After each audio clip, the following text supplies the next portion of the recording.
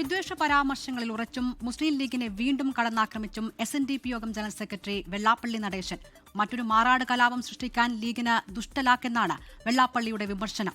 ചോദ്യം ചോദിച്ച മാധ്യമപ്രവർത്തകനെ തീവ്രവാദിയെന്ന് വെള്ളാപ്പള്ളി നടേശൻ അധിക്ഷേപിച്ചു. പതിവ് പോലെ കടുത്ത വർഗീയ അധിക്ഷേപ പരാമർശങ്ങൾ നിറഞ്ഞതായിരുന്നു വെള്ളാപ്പള്ളി നടേശന്റെ വാർത്താ സമ്മേളനം. മുസ്ലിം ലീഗിനെതിരെ കടന്നാക്രമണം.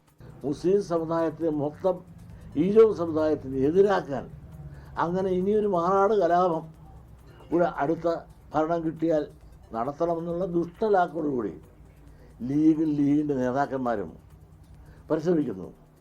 LDF സർക്കാരിന്റെ കാലത്ത് സമുദായത്തിന് എന്ത് കിട്ടിയെന്ന ചോദ്യത്തോടെ ഒഴിഞ്ഞുമാറി. ഞാൻ നിങ്ങളുടെ ചോദ്യത്തിന് മറുപടി പറയുന്നില്ല. കഴിഞ്ഞ ദിവസം ചോദ്യം ചോദിച്ച മാധ്യമപ്രവർത്തകനെ തീവ്രവാദി എന്ന് വിളിച്ചായിരുന്നു വെള്ളാപ്പള്ളിയുടെ അധിക്ഷേപം. മാധ്യമപ്രവർത്തകന്റെ സ്വദേശവും രാഷ്ട്രീയവും എടുത്തു പറഞ്ഞു വിമർശനം. ഈ വന്ന ആളെ എനിക്കറിയാം. റാഹീം ഇരാറ്റുപേട്ടക്കാരനാണ്, MSFന്റെ നേതാവാണ്. അവൻ തീവ്രവാദിയാണ്, മുസ്ലിങ്ങളുടെ വലിയ വക്താവാണ്. ഇതൊക്കെ എനിക്കറിയാം.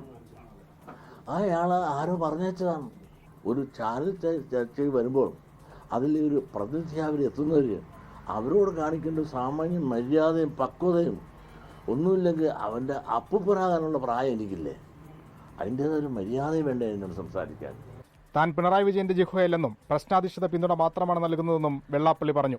വിവാദ പ്രസ്താവനകളുടെ ചോദ്യങ്ങളോട് പ്രതികരിക്കാതെ വാർത്താ സമ്മേളനം പാതി വഴിയിൽ ഉപേക്ഷിച്ച വെള്ളാപ്പള്ളി മടങ്ങി. പറഞ്ഞതെല്ലാം പറഞ്ഞത് തന്നെ, പറഞ്ഞതിൽ നിന്നും മറന്നില്ല. നന്ദി, നമസ്കാരം. 24 ആലപ്പുഴ.